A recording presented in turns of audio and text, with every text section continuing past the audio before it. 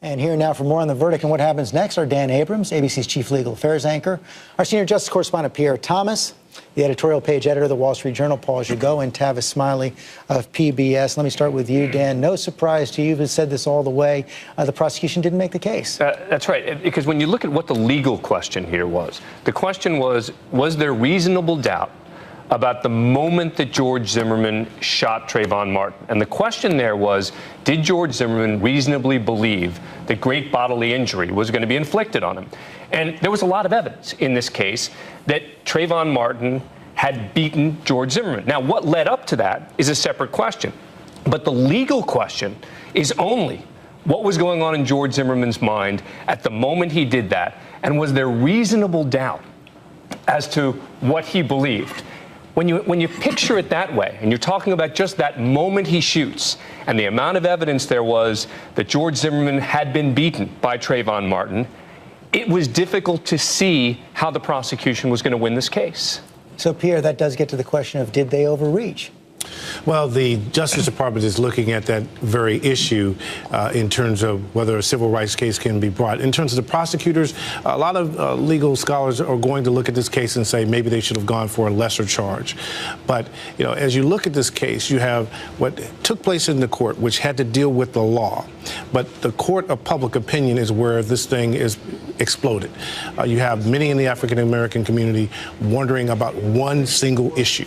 Why was Trayvon Martin singled out when at the time of day between 7 and 8 at night? We're not talking about midnight. We're not talking about 10 a.m., 2 a.m. in the morning. We're talking about a reasonable period to be walking down the street. No report of a crime.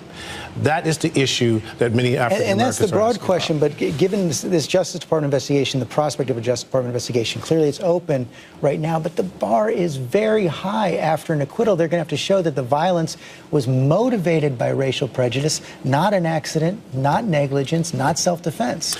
The bar is extremely high, but the Justice Department will be under intense pressure by the civil rights community to do something. Can they resist it? I would hope they will. I think it would be seen by a lot of the country as a case of double jeopardy. It's not as if this did not get an extensive trial. I mean, the state threw everything they had at George Zimmerman for a year and a half. The judge, in many of the rulings, tended to be more sympathetic. They gave the option of the manslaughter charge. They still couldn't prove it beyond a reasonable doubt. I think that you cannot say that Trayvon Martin did not have representation in this case. Agree with that? I disagree. I think this is, for many Americans, George, just another piece of evidence of the incontrovertible contempt that this nation often shows and displays for black men. In just a matter of weeks, in this nation, we will celebrate the 50th anniversary of the March on Washington, and that wonderful, brilliant speech by Dr. King, I Have a Dream. In that speech, you'll recall the one line that we all seem to know, not much else, but we know that one line. I want my children to one day live in a nation where they will not be judged by the color of their skin, but by the content of their character. George Zimmerman knew nothing of Trayvon Martin's character. All he saw was his color. Something is wrong in this nation. 50 years after the March on Washington, while the Voting Rights Act is being gutted, speaking of the Justice Department, what they'll do about that perhaps, something is wrong when adults can racially profile children. Trayvon Martin was a child, racially profiled and gunned down, and nobody said accountable. I mean, I think that is a big debate we're going to have, but that wasn't the question in the courtroom, was it? Well, I think what happens is, if you go to any barbershop, any beauty salon, even prior to the trial, Dan, and I don't have the scientific data to prove this, but I'm a black man, I live and work in a black community, I don't know that you could have gotten a majority of African Americans who believe that this case was going to end differently anyway. They were hoping against hope that something different might come out, George. And as a legal matter, could it have ended differently? Is there a different kind of case the prosecutors could have brought? No. I mean, look, are there mistakes that the prosecutors made, in my opinion? Yeah. Should they have introduced all of George Zimmerman's statements to show sort of minor inconsistencies as opposed to effectively forcing him to testify?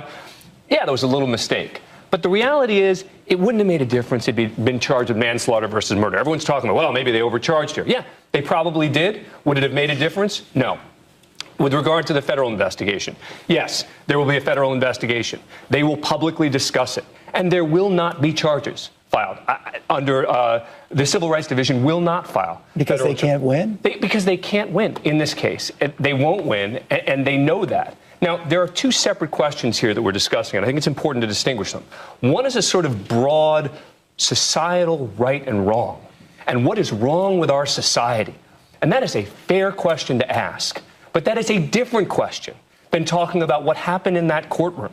Because if you watch that trial every day, the way that I did, you do lose the sort of big picture, and you get very focused on the little picture. But Dan, respectfully, the problem is, though, that every time we get to that nexus, and I agree with you, there are two separate issues here, but every time we get to that nexus, we never seem to accept the fact that race in this country is real, that color will get you killed, and every time we have on these cases, and I believe in looking at a case-by-case situation, but here's the problem. In the aggregate, every time you have this issue, somebody can always explain away why this person got off, why this person was not found guilty, and what we have is a bunch of dead black men. So then the question coming to that, Pierre, is then what does the Justice Department do beyond the civil rights investigation? How does the president react? We saw him step in with a very powerful statement at the beginning of this case. What now? Well, I think one of the things which will have to happen is a broader conversation about race. It is often discussed, but never fully put on the table. And even though you have an African-American president, even though you have an attorney general who told us in an interview he had been profiled himself, which is going to have to deal with this issue, this problem of how black men are viewed, conversations that we had interviewing educated black females, two-parent households, who every day teach their children, young black males, when you go into a convenience store, do not put your hands in your pockets. Never wear a hoodie. Be careful of what you say and how you say it. This is 2013. It's fascinating that we're still having that conversation. And I think everyone wishes, Paul, as you go, that George Zimmerman would have never gotten out of that car that night. Without question. It's terrible what happened, but you cannot try social policy in an individual case. It's very difficult to do that, and I think it does injustice to the individuals in that courtroom. The broader conversation that Tavis talks about, yes, we should have that. I think we do have that debate. We're having a huge debate in New York City right now about stop and frisk, the policy of stopping people who are suspected perhaps of carrying weapons. That is going on in a court of law. There's a case against it, and it's going on in the larger debate. But when children in America, when our children are forced to surrender their life choices before they ever know their life's chances, our democracy is threatened. Any chance this will lead to a review of stand your ground laws in these states? No, because remember, this didn't end up being a stand your ground case. They waived the stand your ground hearing. This became a classic self-defense case in Florida. So I mean, look, are people going to talk about it? Yes. Are they going to be able to point to this case and say this is the example of stand your ground? No. George, one interesting point. Is the system capable of answering a question about what's in someone's mind? Did the actions of Zimmerman, for example, in terms of his views on race, seep into how he responded once he encountered Trayvon Martin? That may be the question that the system could not address. And I want to hear from the jurors, by the way, in this case, because we don't know, just based on what we've heard now, whether these jurors believe George Zimmerman or not. What we do know, Dan, though, at least as it appears to me, you can stand your ground unless you're a black man.